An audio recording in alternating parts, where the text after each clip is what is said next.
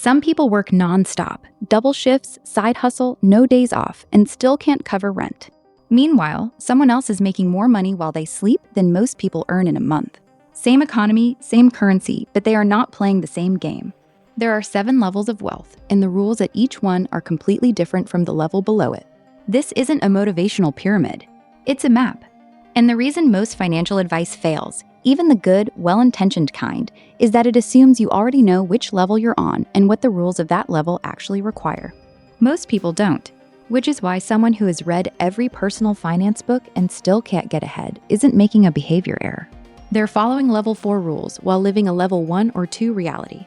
Those rules don't apply where they are. Here is what's actually at stake if you misread your level. Level 4 advice says, automate your savings, max out your retirement account, invest consistently in index funds. Sound advice. At level 4, it works. But if you're at level 2, you can't automate savings you don't have. You can't invest if missing one paycheck means the rent doesn't get paid. The advice isn't wrong, it's out of range. Following it while you're at level 2 doesn't accelerate anything. It just leaves you feeling like the problem is you, when the actual problem is that you're following the wrong rulebook for where you are. The FIRE movement, financial independence, retire early, is built almost entirely for people at level 3 or 4 who want to reach level 5.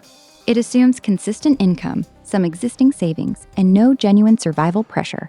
The math behind it works, but the entry point for that math is further up the map than the content usually admits. If you're at level 2, FIRE content is effectively a brochure for a flight you can't book from where you're standing. And at the other end, everything written about extreme wealth, how billionaires think, what separates the ultra-rich from everyone else, is describing level 7. Interesting. Occasionally useful as context. In practice, most people operate somewhere between levels 1 and 4 for most of their working lives. The lines between them aren't always sharp. Someone who just started building an emergency fund isn't clearly level 3 or clearly level 2. They're in transit. And that in-between state is where the question of which advice actually applies gets complicated. Applying level 4 thinking too early can feel like ambition. It can also drain the only real buffer you had. So here is the actual map. 7 levels. What defines each one? And what actually has to be true about your situation before the advice written for that level can work? Level 1 is survival. Every day begins behind. Rent is overdue before the month starts. Groceries are a calculation, not a decision. People here don't need more discipline, they need margin. The cruel mathematical reality of level 1 is that living this close to zero is expensive in ways that are invisible from a stable position. The expired license fine you couldn't afford to renew. The payday loan with predatory rates because a bank account with minimum balance requirements is out of reach. The job you can't take because you can't cover the upfront cost of the commute. Survival is not a mindset problem. It is a resource problem, and resource problems compound. Getting out requires income growth or expense reduction, and both are harder to achieve than they sound from outside the situation. The one thing that gets demonstrated repeatedly is that financial literacy, applied consistently over a long enough time horizon, can work even from a very small base.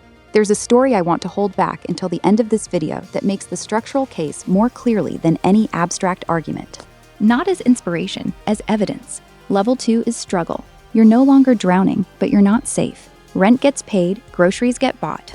Occasionally, there's money left at the end of the month, but 1 or 2 missed paychecks and level 1 returns. You want to invest. You've read enough to know you should, but you're terrified to try because the buffer is thin enough that any loss feels catastrophic. The question, can I afford this, follows you even into decisions that aren't really about affordability. You track every purchase. You skip the coffee, not because you're obsessive about small amounts, but because the mental ledger never stops running. Level 3 is stability. The bills get paid without anxiety. When the car breaks down, you cover it. You're building a modest emergency fund. You're making small, regular investments. You're not rich, but you are no longer in constant danger. You can schedule a dentist appointment without it being a financial decision. You can take your kids to the local theme park without running the numbers first. The catch is that you're one serious job loss from sliding back to level 2. Your safety is behavioral at this point. You've built good habits, but it isn't structural yet. You've built a well-maintained shelter, not a fortress. 3 months of expenses saved is a real achievement. It is not, however, security, and the difference between those two things becomes visible the moment a single layoff stretches longer than expected or a medical bill arrives at the wrong time. Here is where I think the standard version of this framework misleads people. The 7-tier model is almost always presented as a single continuous ladder, one unified climb from bottom to top, patience and compound interest as the universal answer regardless of where you are. That framing is not wrong. It is incomplete in a way that has real consequences. Levels 1, 2, and 3 don't operate under the same constraints as levels 4 and 5. They respond to different interventions. They're accessed through different mechanisms. Treating the whole range as one ladder implies that behavior is the only variable. For people at level 1 and 2, many of the constraints are structural, systemic, and external to any individual choice. Level 4 is security. This is the first level where standard financial content was written for you without modification. You have emergency savings that last years, not months. The distinction matters. A 6-month fund handles a routine job loss. It doesn't handle a structural industry change, an extended health event, or a prolonged income disruption. 3 to 5 years handles those. You have insurance that actually works when you use it. You're investing consistently. Passive income is beginning to appear, and no single catastrophe destroys your lifestyle. You can upgrade your life. Better food, better tools, things built to last. Not out of recklessness, but because the floor beneath you is genuinely solid. Which level do you think you're currently at? And what's the single biggest thing keeping you from the next one? My read is that the most underestimated barrier is the move from level 2 to level 3. Not because of knowledge or discipline, but because the margin is so thin that building a buffer from inside the situation takes far longer than it looks from outside. The replies on this split in ways I don't fully anticipate. Worth reading through. Level 5 is independence, the FIRE endpoint. Your passive income from investments, real estate, owned assets covers your living expenses in full. You may still work. You might love your work, but quitting tomorrow would not change your financial reality. You stop checking price tags in grocery stores, not because you're wealthy beyond measure, but because individual purchase prices are no longer decision relevant at the scale of assets you're managing. The mindset shift at level 5 is harder to anticipate than the financial one. When work becomes optional, the question changes from how do I earn more to how do I allocate what I have. Tax optimization stops being an abstraction. It becomes one of the only real levers left. Asset management replaces income generation as the main activity, and a counterintuitive thing happens. The discipline that built the assets frequently doesn't relax when the assets are built. People who arrived at level 5 after years of careful frugality often report difficulty spending in ways that would clearly improve their lives, because the conservation habit that got them there persists even after it stops serving the same function. The number changes before the feeling does. Level 6 is freedom, a heightened version of independence. Your time belongs to you entirely. You travel first class not to signal anything, but because the upgrade is trivially affordable and genuinely different. You work only on things you care about, or you don't work at all.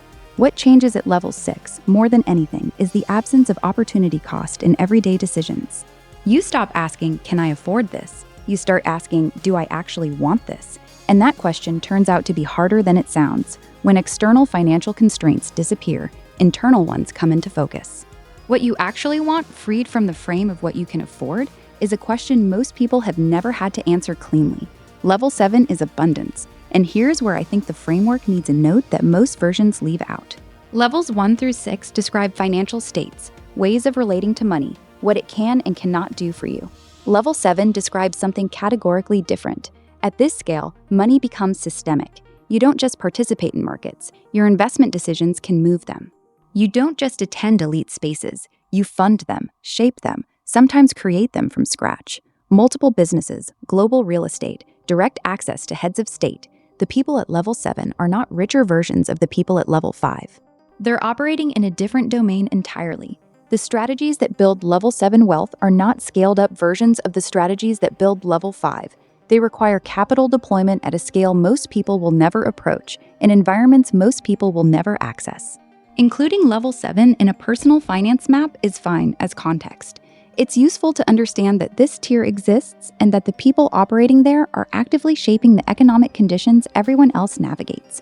Treating it as a destination on the same road you're already traveling isn't motivational. It's a misrepresentation. The useful part of level 7 isn't how to get there. It's knowing it shapes the rules you're already playing by. The move between levels is rarely smooth and rarely fast. Moving from level 2 to level 3 typically requires income growth and expense reduction over a long enough period to build a real emergency fund, which at most wages in most cities takes years. Moving from level 3 to level 4 requires that same discipline, plus the patience to watch small investments grow without liquidating them when life gets complicated. The thing that makes both moves hard isn't usually the knowledge, it's the margin. Thin margins don't forgive mistakes the way wide margins do, and the people who need the most sustained discipline are often operating with the least room to absorb a single error, which is why the standard instruction to just be more disciplined misses something. Discipline is not evenly available across all financial positions. The cognitive load of persistent financial stress actively degrades decision-making in ways that have been well documented, and that is not a character flaw, it is a feature of scarcity. There's a calculation that applies at level 2 that most financial content treats as awkward to name directly. How many paychecks separate you from an eviction notice? For a lot of American households, the honest answer is 1 or 2. Not because those households are careless, often because the arithmetic of housing, healthcare, and transportation in most cities doesn't leave room for much margin at median wages.